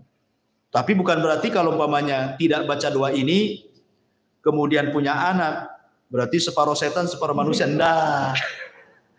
Enggak ada, beda lah kan itu ya. Setan kan tercipta dari api, kita dari tanah. Ya. Jadi sudah beda bahan penciptaannya. Ya. Boleh jadi mungkin sifat-sifatnya kan. Baik. Kemudian setan juga berusaha untuk yufsid 'alan nas. Berusaha untuk merusak kesehatan manusia. Kesehatan. Merusak kesehatan biar sakit orang. Ya. Ini disebutkan oleh Nabi sallallahu alaihi wasallam, "Inni la a'lamu kalimatan law qalaha la dhahaba anhu alladhi yajid." Law qala a'udzu billahi minasyaitonir rajim. Kemudian kata Nabi sallallahu alaihi wasallam, sungguhnya aku inni la a'lamu, sungguh aku mengetahui satu kalimat. Lau qalaha, kalau seseorang mengatakannya, la dhahaba anhu alladhi yajid, maka akan menghilangkan apapun yang ada dalam hatinya dari kemarahan, kedengkian dan begitu seterusnya. Lau qala a'udzu billahi minasyaitonir rajim, ketika dia mengucapkan a'udzu billahi minasyaitonir rajim. Karena kita tahu bahwa marah itu adalah salah satu yang menyebabkan penyakit kan itu. Ya, orang sering marah itu tinggi darahnya. Ya, bisa stroke orang itu. Ya, makanya setan juga berusaha supaya kita dengki, hasad, marah itu supaya akhirnya kita sakit jadinya. Dimasukkan hasad kepada hati kita, hari-hari hasad sama orang. Apa enggak sakit badan kita? Mikirin orang terus kan? Ya. Jadi memang merusak kesehatan kita setan itu, berusaha seperti itu. Bahkan lebih daripada itu, setan itu membuat sedih manusia. Makanya doa yang sudah saya ajarkan dulu, ketika Nabi Shallallahu Alaihi Wasallam mengajarkan doa kepada Abu Umamah ketika berada di masjid karena sebuah hutang yang melilitnya kan, kata Rasul, Abu Umamah ngapain kok pagi-pagi, bukan waktu sholat, kok duduk di sini sendirian lagi, ada apa dengan kamu? Katanya. Kata Abu Umamah, humumun lazimatni wa duyun, karena bingung aku Rasul, banyak hutang aku Rasul. Apa kata Rasul? Gimana kalau kuajarkan kepadamu beberapa kalimat, maka akan menghilangkan kebingunganmu dan akan melunasi hutang-hutang. Maka Rasul mengatakan, Allahumma inni a'udzubika minal hammi wal hazan. Ini yang pertama diajarkan Rasul. Ya Allah, aku berlindung dari kamu dari ham, kebingungan, wal hazan, dan kesedihan. Karena bingung dan sedih ini salah satunya dibuat oleh setan. Dibuat orang itu bingung sama setan, dibuat orang itu sedih sama setan. Ya, jadi setan itu masuk dalam, makanya kita berlindung kepada Allah dari dua perkara ini. Ya. Kemudian juga setan berusaha untuk merusak rumah tangga orang. Makanya iblis itu punya istana di tengah lautan. Setiap hari dia utus apa? Saraya, kata Nabi. Pasukan-pasukan khusus dia diutus untuk menggoda manusia. Yang satu menggoda jangan sholat, yang satu menggoda jangan sedekah, yang satu menggoda jangan zakat, yang satu menggoda jangan puasa, yang satu menggoda supaya marah-marah dan begitu seterusnya. Setelah satu hari mereka berusaha menggoda manusia, laporlah kepada setan Tuhan mereka. Ya iblis, ya Tuhan iblis, saya sudah menggoda dia. Dia tidak sholat. Iblis biasa-biasa saja. Ya. Kenapa kok saya sudah menggoda dia sampai dia tidak sholat, kok Anda tidak bahagia? Ya ngapain kok goda? Dari dulu pun tak sholat dia katanya. Nggak, biarkan saja kan gitu. Nah, artinya bahwa iblis nggak takjub dengan perkara-perkara itu. Ketika ada satu orang berhasil, ya Tuhan iblis, aku farraqtu baina zaujain. Aku berhasil memecahkan, membuat perang antar suami istri sampai bercerai keduanya. Langsung berdiri iblis itu. Berdiri begini. Begini nih. Diambil pialanya, diletakkan di kepalanya, anta. Oh, kamu sebaik-baik orang terdekatku. Kamu sebaik-baik orang terdekatku. Dipeluknya dia. Menunjukkan apa ikhwan? Menunjukkan bahwa iblis suka kalau seandainya anak buahnya mampu menceraikan suami istri. Kenapa? Karena korbannya banyak. Kalau orang tidak sholat, dia saja korbannya. Kalau orang tidak puasa, dia aja korbannya. Kalau orang tidak sholat malam, dia aja korbannya. Kan gitu ya? Tapi kalau suami istri kemudian retak, kemudian cerai, kemudian banyak anaknya, istri korban, suami korban, anak-anak pun korban. Istrinya nikah lagi, tidak punya tanggung jawab dengan anaknya karena suami barunya tidak suka dengan anak-anaknya. Bapaknya nikah lagi, tak tanggung jawab anak-anaknya. Ini anak-anak terlantar, datang iblis sini nah, jadi anak angkatku aja. Nah, jadilah dia anak iblis. Bahaya ikhwan. Ya. Makanya kebanyakan orang-orang yang bercerai, kalau tidak tanggung jawab orang tuanya, masalah itu anak-anak. Kecuali memang orang tuanya memang tanggung jawab, walaupun dia bercerai, tidak masalah. Ya, tapi dia masih tanggung jawab, dipondokkan anaknya, dikirimi uang dan begitu seterusnya kan, jadi baik gitu ya. Tapi kalau dua-duanya tanggung jawab dan kebanyakan seperti itu, akhirnya jadi anak angkat iblis jadi kan. Jadi ini juga termasuk bagaimana setan masuk dalam perpecahan rumah tangga. Ya, termasuk juga masuk pada ibadah manusia, terutama para wanita yang sedang haid. Memang wanita yang sedang haid itu kan mereka tidak puasa, tidak sholat. Sehingga mereka dibuat lalai sama setan. Tidak mau zikir. Padahal kan walaupun tidak sholat, tidak puasa, wanita itu kan bisa dia zikir. Bisa baca Quran dari hafalannya. Kan itu ya. Bisa berdoa dari hafalannya. Tapi dilalaikan semuanya. Ya ma'asyiral muslimin. Yang termasuk juga setan masuk kepada aurat manusia. Dibuatnya telanjang manusia itu ditampakkan auratnya, dan ini yang paling berhasil setan. Ya. Tidak ada tempat di dunia ini kecuali antum memandang aurat. Di mana coba? Tempat yang tidak antum memandang aurat tidak ada. Antum baru keluar dari sini aja nih ke situ dan nampak aurat orang. Masuk pasar lebih parah lagi, masuk mall naudzubillah lagi. Kan itu. Tidak ada, itu setan berhasil di situ. Ya, enggak laki-lakinya, enggak perempuan. Sama saja. Kemudian juga selain daripada itu, setan juga bahkan mengganggu anak kecil yang baru lahir. Dengan cara apa? Menusuk lambung sebelah kirinya. Tusuk tuh sampai nangis. Makanya setiap bayi lahir pasti nangis. Kenapa? Ditusuk setan tuh sebenarnya. Tapi tidak memudaratkan tusukannya, hanya memberitahu aku musuhmu loh. Itu aja. Jadi udah dikasih tahu tuh sama setan itu, sejak kecil-kecil aja lahir udah dikasih tahu dia musuhnya, makanya ditusuk sama dia. Makanya Nabi SAW mengatakan dalam riwayat Bukhari Muslim, "Ma min maulud yuladu illa wasyaitan yamussuhu hina yulad." Tidak ada satupun bayi yang dilahirkan kecuali setan pasti akan menusuknya dia. Kecuali Maryam dan anaknya Isa ibnu Maryam. Ya, tidak bisa ditusuk setan dua orang, Maryam dan putranya. Ya. Kemudian juga di antara usaha setan untuk menggoda Bani Adam itu masuk kepada apa? Perkara-perkara bagaimana orang itu dilalaikan dari ibadah, zikir, baca Quran, dibuatnya futur orang. Orang dibuat futur ya. Ya. Kemudian dihiasi dengan dunia karena sibuk kerjalah, sibuk ini, sibuk itu dan yang lain, akhirnya lupa ibadah, lupa sholat, lupa ngaji, lupa segalanya. Intinya bahwa setan itu sekali lagi sebagaimana firman Allah yang sudah saya sebutkan di atas tadi, dia akan datang dari belakang, dari depan, dari samping kiri, dari samping kanan, atas, bawah, sehingga orang tidak bisa bergerak. Dan setan itu, jin-jin itu kan diberikan usia panjang, sehingga mereka biasa menghadapi orang-orang sebelumnya yang cerdas-cerdas. Ya tentu kan sebagaimana levelnya. Ya setan yang dikirim ke ustaz kan beda dengan setan ke antum gitu kan. Setan yang dikirim ke ulama, ke syekh, ya mungkin lebih hebat lagi kan itu ya. Jadi dengan level-levelnya. Karena kehidupan setan pun sama dengan kehidupan manusia. Baik, ma'asyiral muslimin yang dimuliakan Allah Subhanahu wa taala. Sedikit kita menjelaskan tentang gambaran jin dan syaitan ini. Kita tahu bahwa jin dan syaitan tercipta dari api. Ujungnya lah api. Allah mengatakan dalam surah Al-Hijr 27, wal janna khalaqnahu min qablu min naris sam. Dan kami telah ciptakan jin sebelum Adam dari api yang sangat panas. Dan juga Allah mengatakan dalam surah Ar-Rahman 15, wa khalaqal jan mim marijim min nar. Dan dia menciptakan jin dari nyala api. Dan juga Nabi SAW mengatakan khuliqatil malaikatu min nur wa khuliqal jan mim marijim min nar. Malaikat diciptakan dari cahaya, jin diciptakan dari nyala api. Dan jin diciptakan lebih dulu dibandingkan manusia. Dan malaikat diciptakan lebih dulu dibandingkan jin. Malaikat dulu diciptakan, kemudian jin, kemudian manusia.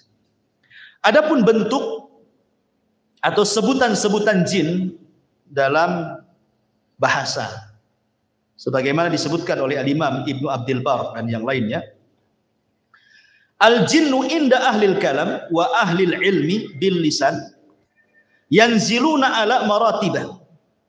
Jadi jin itu menurut ahli kalam dan para ulama bahasa, mereka membagi jin itu menjadi beberapa bagian. Ya. Faida zakaru al-wahida minal jin khalisan kanu jinni. Fa in aradu annahu mimman yaskunu ma'an nas qalu amir wal jam'u ummah. Wa in kana mimman ya'ridu lisibyan qalu arwah. Fa in khabutha wa ta'arrama fa huwa syaitan. Fa in zada ala dzalik fa huwa marid. Fa in zada ala dzalik wa qawi amruhu qalu ifrit. Jadi jin itu kalau jin murni maka disebut jin. Memang jin murni dia. Ya. Dia tidak macam-macam. Ya, dia tidak ganggu. Ya, jin muslim lah gitu ya. Enggak ganggu dia. Ya jin-jin gitu saja. Ya. Kemudian yang kedua, kalau yang tinggal bersama manusia yang di rumah-rumah antum tuh, setiap rumah ada jin. Ya, maka disebut amir atau jamannya ammar atau ummar. Ya. Kemudian yang ketiga, jin yang mengganggu anak kecil. Itu disebut arwah. Kan ada anak kecil itu, kok ada apa ya di situ? Nah, ya, anak-anak kecil kan kadang-kadang ngomong begitu kan. Itu bukan punya indera keenam, bukan indigo, bukan orang sakti itu. Kan ada tuh orang dibilang anak saya sakti karena melihat setan, melihat jin. Bukan indigo, itu orang kena kerasukan jin. Diruqyah anak kayak gitu. Nah, itu yang ganggu-ganggu anak-anak kita itu disebut arwah. Kadang-kadang dia nunjuk ke gelap. Kok nampak itu? Kita nengok tak ada apa-apa. Anak kecil ini ngomong ada di situ. Yang lambe-lambe dia katanya. Nah, itu disebut arwah. Ya kan? Kemudian yang keempat, yang jahat dan sering mengganggu itu disebut setan. Nah, kalau jin yang jahat disebut setan. Kalau yang di atasnya setan lebih jahat lagi, itu disebut marid. Sampai ada dukun Yaman yang paling sakti, dia pernah menyihir ulama. Sampai buhulnya itu berapa meter. Pakai kain, itu jarumnya berapa ribu jarum. Dikubur di kuburan. Tobat dia. Ya, dia cerita. Dukun nih, habis tobat karena dia nyesel, mengusir ulama masalahnya kan. Tobat dia. Dia menceritakan ya tentang ditanya soal jin yang tidak mungkin beriman sama sekali. Dia mengatakan namanya marid. Itulah yang kemudian oleh Nabi SAW disebut bahwa kalau datang bulan Ramadan maka setan-setan diikat. Siapa yang diikat? Jin marid ini yang diikat. Karena ini jin yang paling jahat. Dia tidak ada jin marid yang beriman. Jahat sekali mereka. Ya, makanya diikat jin-jin yang ini. Tapi yang lain-lainnya tetap aja dilepas ya. Jadi tidak semua setan diikat di bulan Ramadan. Ya, karena ada hadis yang mengatakan ketika Rasul mengatakan idza ja'akum Ramadan futihat abwabul jannah wa ghuliqat abwabun niran wa sufidatis syayatin, dan setan diikat. Di riwayat yang lain maradatus syayatin, jin yang marid itu yang diikat, yang jahat sekali. Ya, makanya di bulan Ramadan wajar masih ada juga orang yang tak puasa kan. Nah, itulah jin yang lepas tuh yang tak puasa, ya kan? Kemudian yang paling jahat lagi, di atasnya marid ada lagi, dan lebih garang lagi dia. Ah, itu disebut ifrit. Dia kuat. Makanya di zaman Nabi Sulaiman, apa kata ifrit? Aku bisa pindahkan istana Balkis sebelum kau berdiri, katanya. Ya kan? Saking kuatnya. Itulah bawahannya iblis. Ifrit. Dia bisa pindahkan istana Ratu Balkis sebelum Sulaiman berdiri lagi. Nah, itu istilah-istilah yang disebutkan para ulama. Kemudian juga Nabi SAW mengatakan al-jinnu salah satu asnaf. Jin itu ada 3 jenis. Ya. Sinfun lahum ajnihatun yatiruna fil hawa, wa sinfun hayyatun wa kilabun, wa sinfun yahilluna wa yat'anun. Nabi SAW mengatakan dalam riwayat Tabrani dan Al-Hakim dengan sanad yang sahih, jin itu 3 kelompok. Yang pertama jin yang bisa terbang. Jin itu bisa terbang. Makanya kenapa mereka punya maqaidu lisam'i, di atas awan mereka punya pos-pos. Mereka terbang ke awan. Ya, kemudian mereka buat pos di atas awan, nanti dari pos itulah mereka saling panjat pinang. Ya, satu jin ke jin sampai ke langit. Kemudian yang paling atas mendengarkan ucapan malaikat. Disitulah mereka mencuri dengar. Kemudian akhirnya disampaikan ke jin yang bawahnya sampai yang di pos yang di atas awan itu. Baru setelah itu dia turun ke bawah terbang, cari dukun. Kemudian jualanlah kalimat-kalimat wanipiro kan itu. Ini saya punya kabar bagus. Terjadi kerjasama antara jin dan dukun. Itu pun kalimat yang hak dicampur adukan 99 kedustaan. Ya, baik. Kemudian ada jin yang berbentuk ular dan anjing. Ya, ada jin itu yang berbentuk ular dan anjing. Bahkan Syekhul Islam Ibnu Taimiyah rahimahullahu taala bahwa jin itu bisa menyerupai apa saja. Bisa menyerupai apa saja, kecuali nabi. Enggak bisa. Jin tidak bisa menyerupai nabi. Tapi selain nabi bisa. Ya, bisa menyerupai. Makanya kenapa saya pernah bertanya kepada salah satu guru saya. Waktu saya belajar di Yaman, belajar kitab Fathul Majid, Syarah Sahih kitab Tauhid. Jadi saya tanya, namanya Syekh Adnan. Ya, Syekh, saya kebiasaan di kampung saya cerita, agak panjang ceritanya. Waktu saya di kampung di Jawa Barat, di Majalengka sana, ada tukang mabok. Ya. Jadi zaman dulu preman-preman itu, mereka bukan kayak sekarang merek-merek Homer itu kan macam-macam ya. Kalau dulu kan paling tinggi cap janggut, ya kan? Anggur cap janggut. Ya, kalau dulu kan, itu sudah mabuk tuh minum itu. Jadi preman-preman desa ini buatlah lomba mabok-mabokan. Karena satu botol tidak puas, akhirnya apa? Dicampur dengan spiritus. Jadi campur dengan spiritus. Kurang kuat juga dicampur dengan pil BK. Itu pil BK untuk anjing gila. Jadi dioplos tuh. Bayangkan, anggur kasih spiritus, kasih pil BK. Gimana? Overdosis mati. Mati kepala preman itu mati. Beberapa orang mati, preman juga mati itu gara-gara overdosis. Jadi zaman bahula kan, zaman dulu itu preman tuh paling takut dengan hantu. Orang-orang dulu kan takut kalau cerita-cerita setan itu karena banyak tahayulnya orang-orang desa. 1 minggu nggak ada orang berani keluar. Gara-gara kematian itu. Karena nggak wajar matinya kan. Akhirnya banyaklah tahayul. Orang-orang desa, oh katanya aku melihat preman itu sedang duduk di jembatan. Ya, di tempat saya itu ada namanya jembatan Harewos. Di situ ada di Harewos itu katanya ada dia sedang duduk. Jadi saya tanyakanlah cerita ini kepada Syekh Adnan. Mungkin nggak saya bahwa orang mati ini bisa hidup lagi? Karena ini cerita nyata gitu. Ini dongeng dari desa saya ya, di Majalengka sana. Katanya saya itu mungkin saja. Tapi bukan orang mati itu hidup lagi, bukan itu. Tetapi itu adalah jin korin. Setiap manusia itu punya jin korin kata Syekh. Lah, yang tahu tentang sifat kita, ya bentuk kita itu jin korin kita karena sejak lahirnya sudah ada pada badan kita kan gitu. Sehingga dia tahu sifat kita, bentuk kita apa. Jadi dia memungkinkan dia tasyakul persis seperti kita.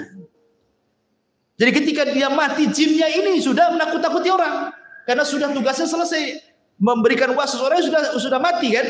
Berarti jin ini keluar, dialah jadi jin yang bebas. Akhirnya nakut-takuti orang. Boleh jadi itu jin korin. Nah, jadi ada jin itu yang berubah bentuk seperti itu. Kayak manusia. Bahkan Syekhul Islam mengatakan bahwa ada di sebuah tempat itu, di gunung-gunung, di lembah-lembah itu, jin-jin itu sengaja berubah bentuk jadi manusia. Seolah-olah mereka menganggap penunggu di situ. Makanya dulu di zaman jahiliyah kalau lewat di sebuah tempat, maka mereka akan berlindung kepada penghuni tempat itu kan orang jahiliyah itu. Wahai penunggu tempat ini, gitu kan. Tolong jangan ganggu saya, ya. Saya mau jalan. Akhirnya ngasih sesajen. Maka dari situlah turun ayat wa innahu kana rijalun minal insi ya'udzuna birijalin minal jinni fazaduhum rahaqa. Turun ayat ini. Ya. Dan ada sebagian kalangan dari manusia meminta bantuan, meminta perlindungan kepada sebagian jin, akhirnya menambah kekufuran. Yang anehnya lagi, jin yang dulunya dimintai perlindungan, jinnya masuk Islam, dianya masih kufur. Kan tidak tahu kalau jinnya masuk Islam, kan? Yang lain nggak nampak. Kan itu.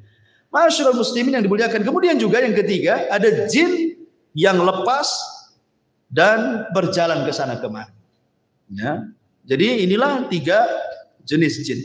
Baik, kalau ada yang bertanya, bagaimana jin itu akan diazab oleh Allah Subhanahu wa taala dengan api sementara dia tercipta dari api? Jin masuk neraka, dihisab oleh Allah sama dengan manusia. Kalau dia masuk neraka dicipta dari api, tentu dia tidak akan terbakar. Ya.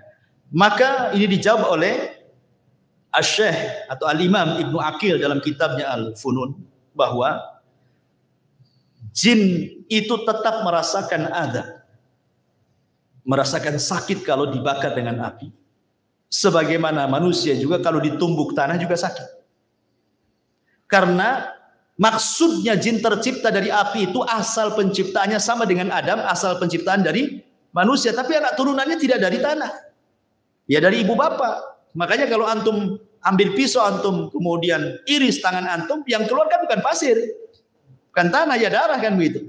Berarti bukan lagi tanah. Jadi hanya Adam saja. Sebagaimana juga dari kalangan jin itu yang diciptakan cuman bukan iblis, ya di atasnya iblis lagi. Ya apa Sumi atau siapa namanya kata Imam Nukatsir dalam Bidawaniyah. Ya iblis ini kan ceritanya panjang. Dalam cerita Israiliyat disebutkan, ini cerita Israiliyat, tidak ada Quran, tidak ada di dalam sunnah. Jadi ketika jin itu merusak di bumi, ya maka malaikat diturunkan untuk memenjarakan orang-orang jin-jin yang jahat. Kalau tidak mau tobat, mereka akan dibunuh, dipenjarakan, dibuang. Sehingga kemudian anak pembesar jin itu, bayinya diambil oleh malaikat, dibawa ke langit, dibesarkan di langit. Jadilah kemudian dia jin yang soleh karena hidup bersama para malaikat. Akhirnya dia kemudian bejat karena tidak mau sujud, jadilah dia iblis. Nah itu ya. Wallahu a'lam, itu kan cerita Israiliyat. Tapi yang jelas bahwa itu asal penciptaannya saja dari api, anak turunannya bukan api. Jadi kalau dibakar dengan api ya tetap sakit. Buktinya adalah Nabi SAW pernah diganggu ifrit dalam sholatnya. Dicekiknya ifrit itu sama Nabi, ludahnya keluar terasa dingin. Kenapa nggak terbakar tangan Nabi? Bukankah katanya dia tercipta dari api? Berarti kan sudah bukan api lagi. Yang kedua riwayat bahwa Nabi SAW pernah mau didatangkan Syihab binan nar. Jadi jin ini membawa kayu bakar yang ada apinya dan hendak membakar wajah Nabi. Dan kalau memang dia tercipta dari api, ngapain bawa kayu bakar, bawa api? Tangannya aja disentuhkan gitu, kan terbakar dia, ya kan? Tunjukkan bahwa dia bukan lagi dari api kan itu. Itu kan bapak moyangnya aja yang dari api, turunannya ya dari bapak ibunya jin lah kan itu. Karena jin juga nikah sama dengan kita. Jin itu loh kurang lebih kehidupannya dengan manusia. Ada RT, ada RW, ada lurah, ada kecamatan, ada pemilunya juga, ada partainya juga, bermadhab juga, ada Syafi'i, Maliki, Hambali, Zahiri, ada Syiah juga, ada Mut'ah juga mungkin mereka. Ya, apa mereka berorganisasi? Anda tahu juga. Apakah mereka ikut organisasi apa gitu? Wallahu a'lam. Tapi yang jelas kehidupan mereka sama dengan manusia, kurang lebih saja. Ya, tidak kurang, tidak lebih. Baik, kemudian jin mukallafun. Jin mukallaf, artinya mukallaf itu sama dengan manusia juga, disuruh sholat, puasa, zakat, haji. Persis. Quran yang kita baca itu juga Quran yang dibaca mereka.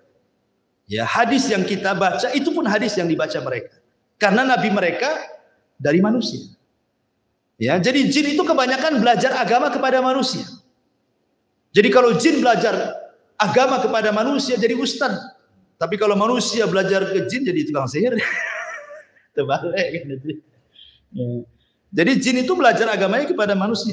Karena nabinya juga manusia. Wa inna minna salihuna wa inna minna salihuna wa minna duna dzalik kunna taraika qidada. Di antara kami ada yang soleh, ada yang tidak soleh, kami bertingkat-tingkat. Kemudian juga makanan jin disebutkan dalam sebuah hadis Abdullah bin Mas'ud radhiyallahu anhu. Jadi ketika Nabi SAW diundang untuk ceramah di kalangan jin, bagaimana Rasul tahu bahwa di situ ada jin berkumpul ribuan? Ya tentu malaikat yang kasih tahu. Rasul kan tidak melihat jin. Ya, malaikat ngomong kamu ke sana, itu ditunggu oleh bangsa jin, ceramahlah kau di sana kan itu. Nah, setelah Nabi SAW berceramah, ketika itu kemudian jin-jin ini bertanya soal makanan. Kata Rasul SAW, ya, maka Rasul mengatakan, lakum kullu azmin dzakara smallah alaihi yaqa'u fi aydikum au farama yakunu lahman. Kata Nabi SAW, makanan kalian adalah tulang yang habis dimakan orang. Kemudian ketika sudah habis dagingnya, ketika dibuang ke tong sampah, orang ini membaca basmalah, kemudian dibuang. Nanti akan kembali dagingnya. Ya, jadi antum kalau makan sop tulang, ya kan? Itu banyak tulangnya tuh. Ya. Nah, pokoknya yang tulang-tulang lah, tulang ikan, tulang apa, tulang iga. Ya. Ketika antum lempar ke tong sampah, baca basmalah supaya antum sedekah ke saudara antum dari kalangan jin. Sebab kalau antum baca basmalah, nanti daging itu akan balik. Cuman kita tidak melihatnya. Kalau melihatnya tak jadi antum buah. Kok balik lagi dagingnya? Itu makan lagi. Tentu enggak, maksudnya kan yang lihat mereka saja. Ya, balik lagi tuh dagingnya dan itulah makanan mereka. Cuman kadang-kadang kita bakhil. Ya, di prestonya pula lah ikan itu. Tulang-tulang yang tuh makan. Tak ada sedekah-sedekahnya sama jin gitu ya. Jadi kata Nabi tulang, makanya ketika Nabi SAW melarang tidak boleh istijmar, memerintahkan istirmal dengan batu, kata Rasul jauhi tulang dan kotoran. Ya, karena itu makanan jin, kata Nabi SAW kan itu. Ya. Kemudian juga setiap makanan yang tidak disebut nama Allah yang saya sudah katakan, antum makan apa saja antum tak baca basmalah, jin ikut. Ya, jadi setiap makanan yang tidak disebut nama Allah Subhanahu wa taala, dan tentu ada makanan lain yang kita tidak tahu. Ya. Adapun tempat-tempat jin disebutkan dalam beberapa riwayat. Yang pertama, tempat syaitan atau tempat jin adalah pasar. Pasar itu tempat syaitan, tempat jin jahat. Nabi SAW mengatakan la takunanna in istata'ta awwala ma yadkhulu suq wala akhira man yakhruju minha fa innaha ma'raqatu syaitan wa biha yansibu rayatahu, kata Rasul. Jangan, kalau bisa lah, jangan menjadi orang yang pertama masuk pasar dan jangan menjadi orang yang terakhir keluar pasar, kata Rasul. Jangan yang pertama kali kau masuk pasar, jangan pula yang terakhir masuk keluar pasar. Kenapa? Karena pasar itu tempat perangnya setan. Disitulah setan menancapkan bendera perangnya, genderang perangnya. Ayo perang dengan saya. Makanya tidak ada maksiat di luar pasar kecuali ada semua dalam pasar. Sebutkan maksiat di luar pasar apa yang tidak ada? Ada semua. Syirik banyak yang taruh tangkal-tangkal di warung-warung. Kan itu ya. Apalagi orang maki-maki di pasar, orang sumpah palsu, wallahi semua di pasar itu. Orang yang nipu, orang yang ngurangi takaran, timbangan, meteran, semua ada di pasar. Ya, makanya itu tempat setan. Makanya ada doa orang masuk pasar itu, berdoa. Ya. Kemudian yang kedua, tempat setan adalah kamar mandi hammam.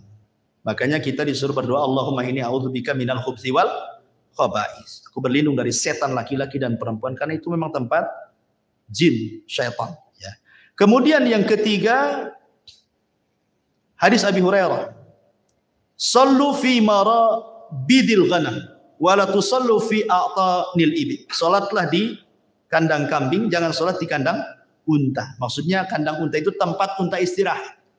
Karena unta itu paling cemburu kalau tempatnya ditempati orang. Kalau kambing antum di situ enggak akan cemburu, kambing cuek-cuek aja. Kalau antum salat di situ diterjang sama tempat dia langsung dikejar antum. Karena ada tabiat setan. Ya, unta itu. Makanya kalau makan daging unta, wudu. Kalau makan daging kambing tidak wudu gitu ya. Maksudnya tidak batal wudunya. Kemudian juga hadis yang ketiga.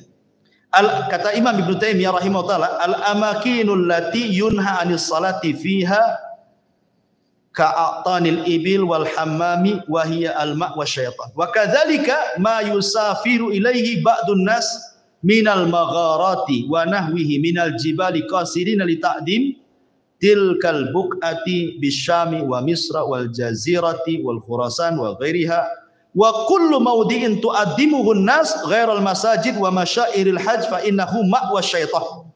Ya, kata Ibnu Taimiyah, tempat-tempat yang diagungkan manusia yang tidak ada perintah untuk mengagungkannya, maka di situ tempat setan. Ya.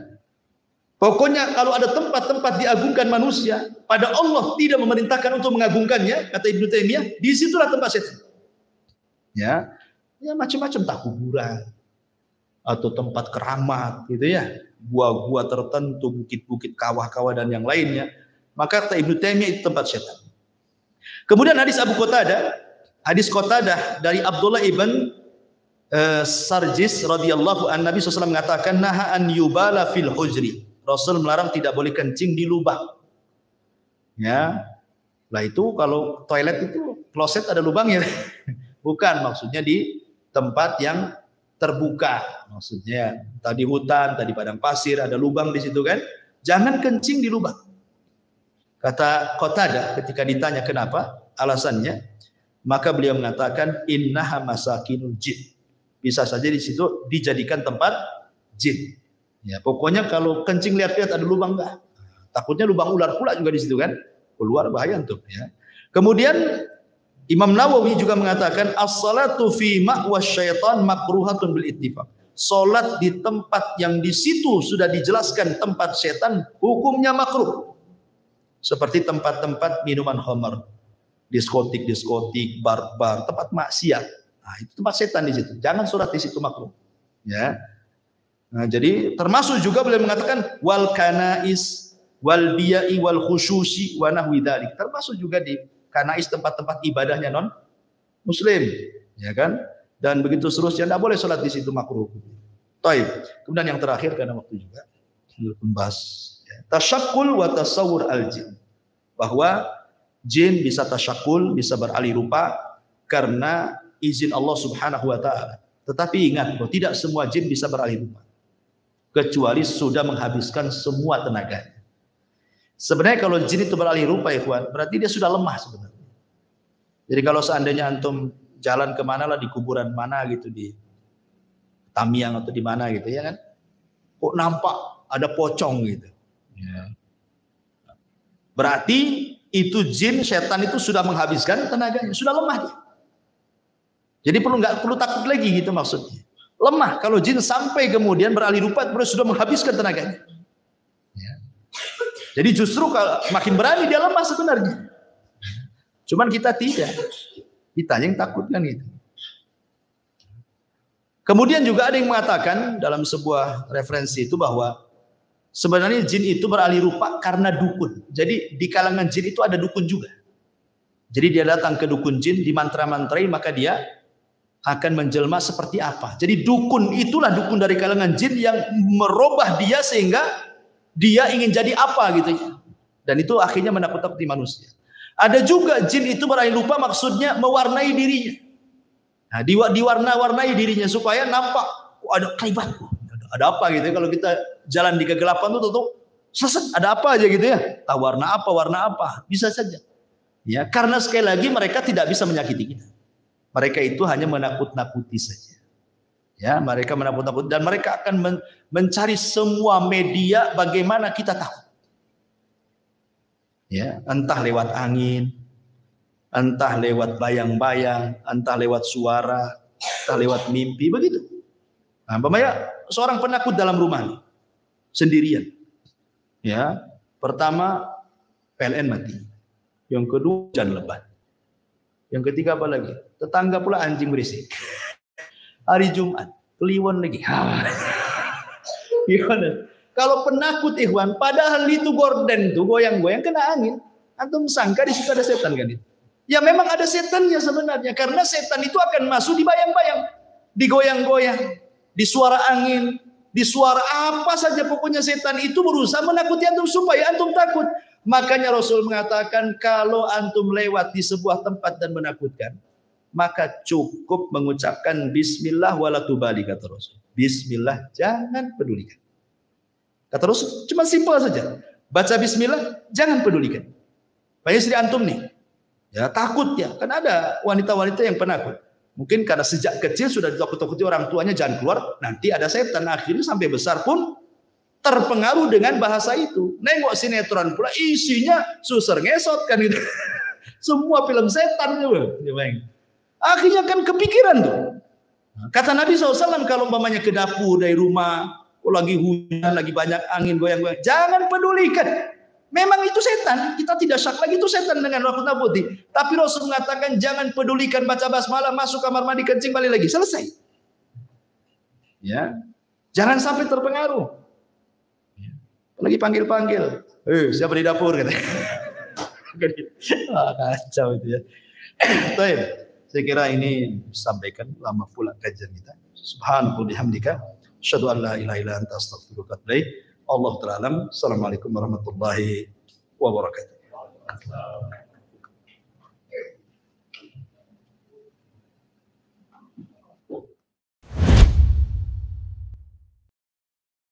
Intinya bahwa tolong berakhlak kepada Allah. Membahas tafsir dari surah Al-Imran. Lahirlah Imam Muslim, Abi Dawud, Tirmidzi, Ibnu Hibban. Jadi ketika Yunus alaihi salatu wassalam terkena undian itu,